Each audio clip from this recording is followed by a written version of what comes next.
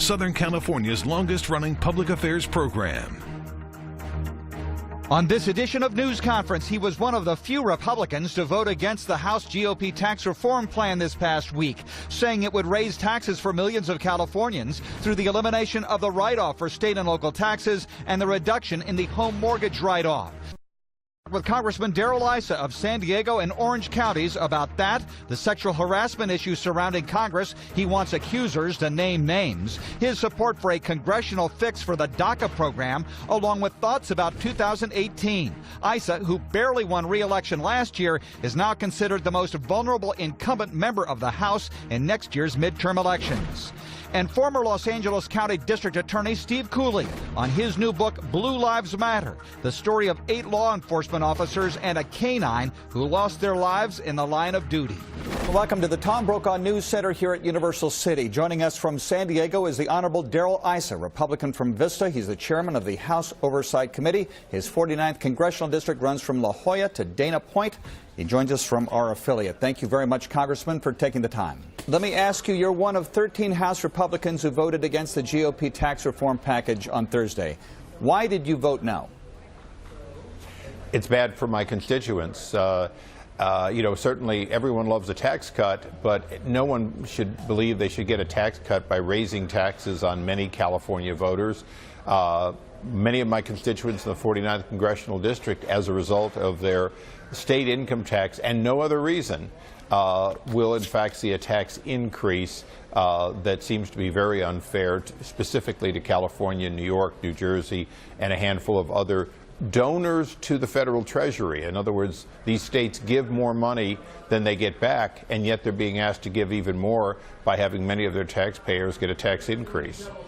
If that's true, though, then why didn't more Republicans from California vote against this bill, such as your Orange County colleagues Ed Royce and Mimi Walters? Why didn't we see more pushback from the GOP from this state? Well, I think part of it was the marketing. There was a truthful statement being made by the Republican leadership, which was that every bracket will see a reduction. In other words, if on the average you take my congressional district on the average will have the same or slightly less in taxes based on their predictions. But what they don't say, and what Congressman Rohrabacher and Congressman McClintock and I dug into, was that, people are not paying the average tax, they're paying the taxes they're paying. And so, for example, a family with 2 children under the age of 18 might get a tax cut. Well, if you've got 2 children in college under this, you're likely to get a tax increase just at a time when your expenses are actually higher, not lower. Were you under pressure from the party leadership, or did they calculate they had enough votes for passage so you could take a pass and vote against it? Well, I've been there a long time. I expressed my concerns, as did McClintock and Rohrabacher, and they weren't able to respond to those concerns, so they found their votes elsewhere. And, if they need my vote when it comes back from conference, they're going to have my vote only if they make changes that are fair to California constituents. Now, we've seen it before. The House passes landmark legislation such as the repeal of the Affordable Care Act, then it dies in the Senate. Do your colleagues believe that's going to happen again with the tax reform plan? No, they believe that the Senate will get its vote, but it's going to be a very different bill. One of the key votes needed, Alaska Senator Murkowski, actually is demanding that the $300 billion that they get by eliminating the personal mandate, she wants to spend that on stabilizing the already unstable Affordable Care Act itself. It's an interesting question of, is that really appropriate to this tax bill? Well, in her mind it is, and for her vote, they're going to have to do something about it or drop the elimination of that ending of the individual mandate. Can we turn for a moment to the controversy swirling around Capitol Hill regarding sexual harassment? Congresswoman Jackie Spear of San Mateo, she made news saying staff members have been sexually harassed by several sitting members of Congress.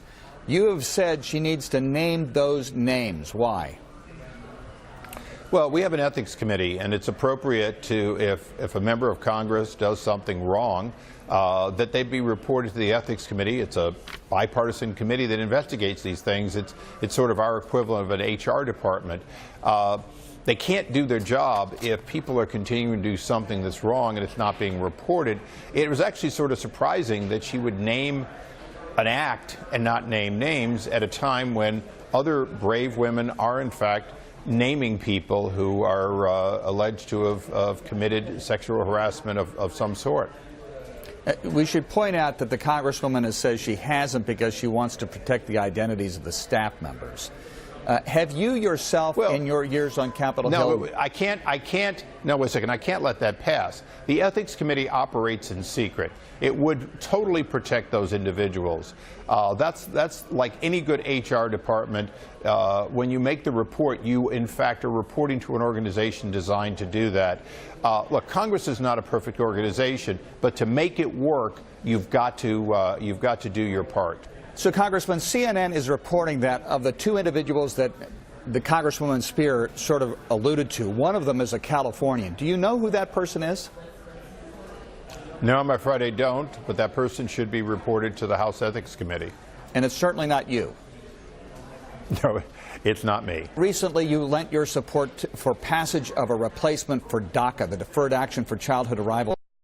Children who came here illegally as children with their parents. Now, unlike others in your party, you're not demanding that there be a wall built first or there be an increase in border security. Why? Well, because there are other offsets that would make sense. Remember, the definition of a DACA is a minor. We don't consider minors to have committed crimes. The people, the 800,000 on this list, are substantially all individuals who were brought here as people too young to make their own decision, in some cases not even knowing where they were or where they were going.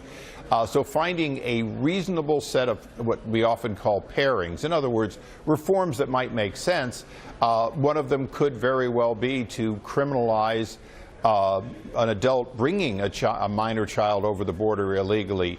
But I think it has to be measured with the fact that there is consensus by Republicans and Democrats to fix this. We don't consider the DACA kids as anything other than victims, and we want to find a solution that fits our, if you will, our rule of law, but makes the exception for these young people appropriately. Your Democratic Party critics would say, though, that this could have been avoided by passage of the DREAM Act in 2010, which would have avoided President Obama's DACA executive action, but that you voted against the DREAM Act back then. What's changed? Well, look, the DREAM Act goes way too far. It's millions of people. It has no safeguards. We now have a system where we've registered 800,000 or so. Of that, probably 770 or 780,000 will meet all the other requirements, allowing them to remain here. And we can have an effective due process. There was never a question but that people wanted to solve a problem. But let's understand, for example, you can't call these dreamers victims and not consider their parents, if you will, or whoever brought them here as, in fact, the people who victimized them. So you can't just automatically say, well, we're going to bring them in the way the DREAM Act is, and by the way, we're going to immediately allow several million of their parents to remain here as though they did a good thing, rather than they broke the rules and their children are now living in between two worlds because of their action. Recently, the Capitol Hill newspaper roll call has indicated that your race is probably will be the closest in the nation next year, as it was last year, that you're vulnerable. Your critics will say that DACA is an example of you. It's less about principle than it is about politics. Dissuade us of that notion. Well, look, critics will say whatever they want to say. In other words, if I do what they want, they'll say that I'm caving because it's a difficult seat. If I do what they don't want, they'll say I'm out of touch with my district.